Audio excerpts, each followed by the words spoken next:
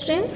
आज हम BSc second year का पेपर नंबर 3 मैकेनिक्स, उसमें से जो टॉपिक है उस टॉपिक का नाम है त्रिज्य एवं अनुप्रस्थ दिशाओं में वेग एवं त्वरण। ठीक है, इसमें हमने दो प्रमेय देख लिया था और वो प्रमेय कौन कौन से थे?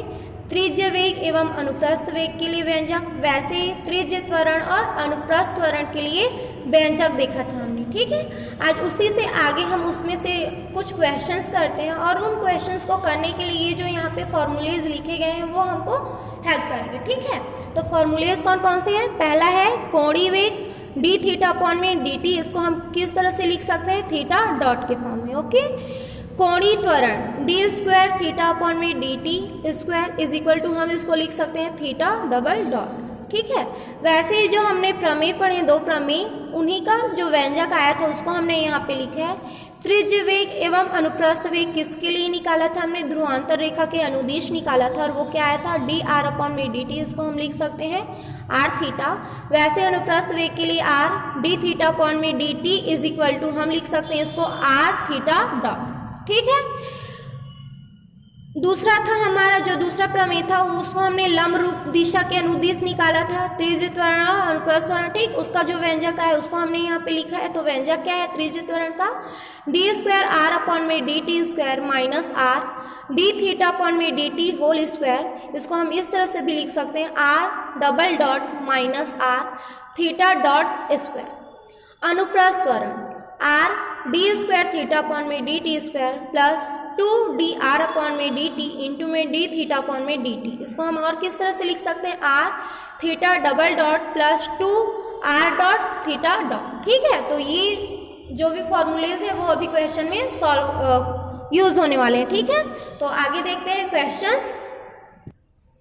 तो क्वेश्चन है हमारे पास, एक कण एक समान कोण सर्पिल r बराबर a e की पावर m थीटा पर अचर वेग से गतिमान है। ध्रुवांतर रेखा और उसके लंब रूप दिशा में वेग और त्वरण के घटकों को ज्ञात कीजिए। ठीक है, तो अब यहाँ पे हमको क्या दिया है? r बराबर a e की पावर m थीटा दिया है और साथ ही ये बोला है कि जो वेग है वो वेग कैसा है?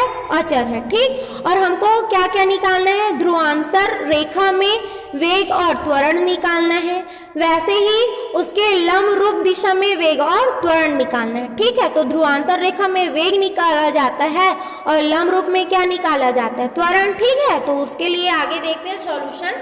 तो सबसे पहले सॉल्यूशन में दिया गया है, जो आपके क्वेश्चन में दिया है उसी को हमने यहाँ पे लिखा है r is equal to a e की पावर m थीटा, इसको हमने इक्वेशन नंबर 1 दे दिया। ठीक है, तथा क्वेश्चन में ये भी बोला कि जो वेग है वो वेग कैसा है? अचर है, इसलिए तथा परिणामी वेग v बराबर कितना है? अचर है। ठीक है, तो हम यहाँ जो परिणामी वेग होता है उस परिणामी वेग को कैसे निकालते हैं? यहाँ पे फॉर्मूला होता है अंडर रूट ऑफ त्रिज्य वेग का स्क्वायर प्लस अनुप्रस्थ वेग का स्क्वायर। ठीक है, तो त्रिज्य वेग दैट मीन्स r डॉट, ठीक, वैसे अनुप्रस्थ वेग मतलब r थीटा डॉट। ठीक, इन दोनों का वर्क करके अंडर रूट कर दिया और चूंकि क्वेश्चन में बोला गया है कि परिणामी वेग कैसे अचर है, तो सपोज हमने उस अचर को क्या मान लिया? k मान लिया। ठीक है, ये जो r डॉट है उसको हम इस तरह से भी लिख सकते हैं d r upon d T उसका स्क्वायर प्लस यहाँ से आर डी डॉट को क्या लिख सकते हैं? डी थीटा अपॉन में डी टी और इसका whole square is equal to k. ठीक है, दोनों तरफ जब हम वर्ग करेंगे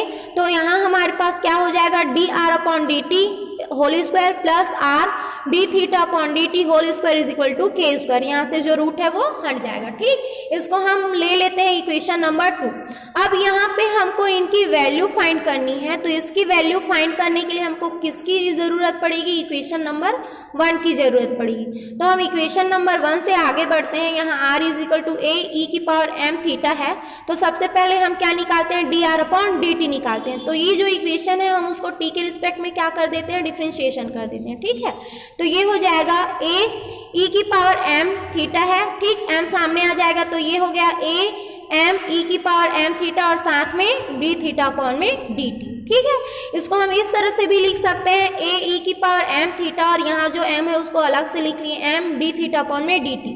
ये वैल्यू आपका क्या है? Equation number 1 that means r, तो हम इसके स्थान पर क्या लिख सकते हैं? r लिख सकते हैं। ठीक है, तो ये d r upon d t is equal to r m d theta upon में डी टी आया। ठीक है, इस m को हम इधर ट्रांसफर कर लेते हैं तो ये हो जाएगा हमारे पास 1 upon m d r upon d t is equal to r D theta upon में डी टी। इक्वेशन नंबर 3 दे दिया हमने इसको। ठीक, अब यहाँ से देखो हमारे पास एक वैल्यू हमको मिल गई है, क्या, आर डी थीटा अपॉन में डी टी। ठीक है, तो ये जो इक्वेशन नंबर 2 है, या तो हम वहां से D r upon d t की वैल्यू रख सकते हैं या फिर डी थीटा अपॉन में डी टी की वैल्यू रख सकते हैं। दैट मीन्स इसको हम पूरा थीटा के फॉर्म में ले सकते हैं या फिर पूरे आर के फॉर्म में ले सकते हैं। ठीक है, तो हम यहाँ पे पूरा किसको ले रहे हैं, आर के फॉर्म में ले रहे हैं, तो यहाँ हम किसकी वैल्यू को पुट करेंगे, थीटा की वैल्यू को पुट करेंगे। देन यहाँ पे आर डी थीटा अपॉन में डी टी की वैल्यू कितनी है, 1 upon m d r upon में डी टी, इस वैल्यू को हम यहाँ पे पुट कर देते हैं। ठीक है, तो हमारे पास कितना आया, d r upon d T whole square plus 1 upon m d r upon d T whole square is equal to k का स्क्वायर। ठीक है, दोनों में d r upon d T square common है, बाहर निकाल लेते हैं तो अंदर क्या बचा, 1 plus 1 upon m square is equal to k का स्क्वायर। ठीक है,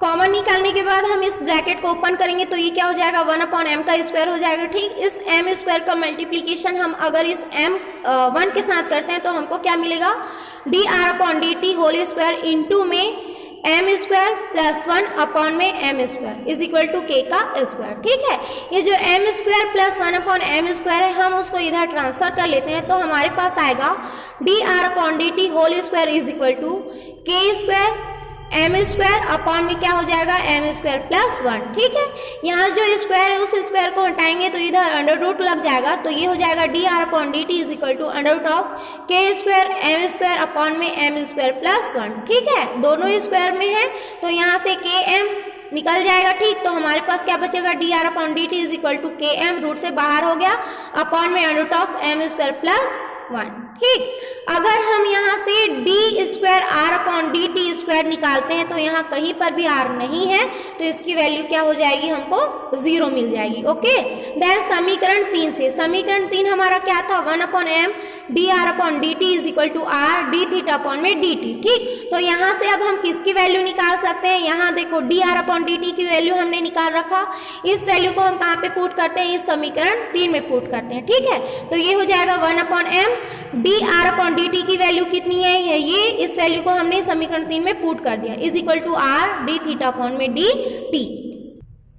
तो इस तरह से हमारे पास आ गया r D theta, that means ये वाली जो वैल्यू है हम उसको डी डॉट के रूप में भी लिख सकते हैं, तो ये हो गया r theta dot is equal to r D theta upon में डी टी, इसी का फॉर्म है ये, इज इक्वल टू हमारे पास क्या है, के अपॉन में under root of m square plus 1। ठीक, और यही आपका क्या है, त्रिज्य वेग है। ओके, अब हमको त्रिज्य वेग निकालिए तो अब हमको क्या निकालना है, त्रिज्य त्वरण निकालना है, और त्रिज्य त्वरण का फॉर्मूला क्या होता है, इतना होता है। ठीक, अभी थोड़ी देर पहले हमने देखा था, तो हम आर डबल डॉट की वैल्यू निकाल चुके हैं, ये डी स्क्वायर आर अपॉन में डी टी स्क्वायर। ठीक, इसकी वैल्यू कितनी है, ये 0, इस 0 को हम यहाँ पे पुट कर लेते हैं माइनस आर। तो अभी हम यहाँ से क्या करेंगे, यहाँ हमारे पास 0 minus R D theta upon में डी टी होल स्क्वायर मिल गया है।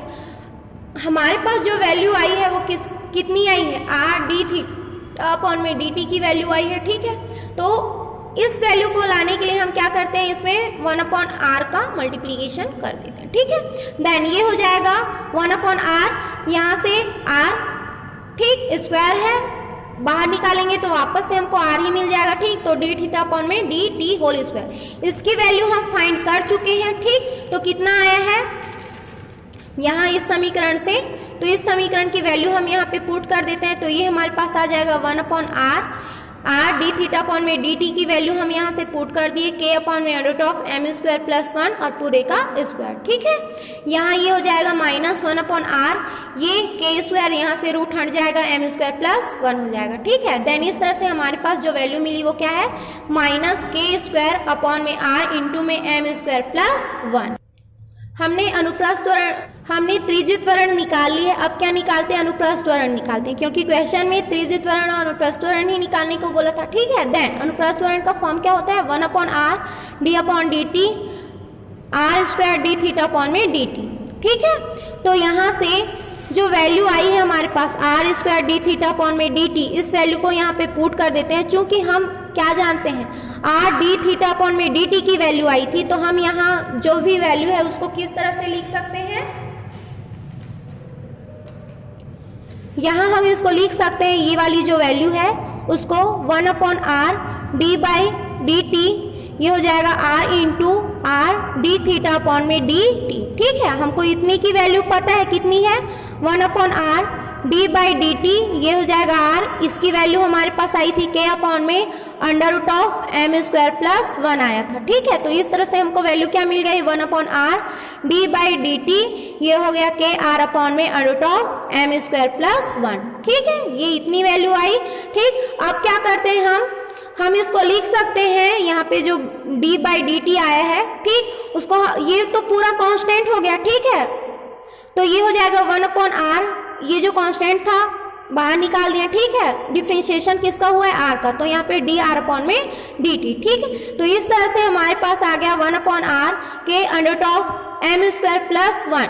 D r upon d t की वैल्यू भी हमने निकाल रखी थी, तो उस वैल्यू को यहाँ पे पुट कर देते हैं, तो कितना आया के एम अपॉन में under of m square plus 1। ठीक, तो इस तरह हम इसको लिख सकते हैं 1 अपॉन आर, के और के कितना हो जाएगा, के का स्क्वायर इंटू में एम, और अपॉन में इस रूट और रूट हट गया। ठीक है, क्या हो जाएगा एम स्क्वायर प्लस 1। तो इस तरह से हमारे पास क्या आ गया, अनुप्रस्थ त्वरण आ गया। ठीक है, तो आज इतना ही करते हैं, नेक्स्ट वीडियो में नेक्स्ट क्वेश्चन देखेंगे।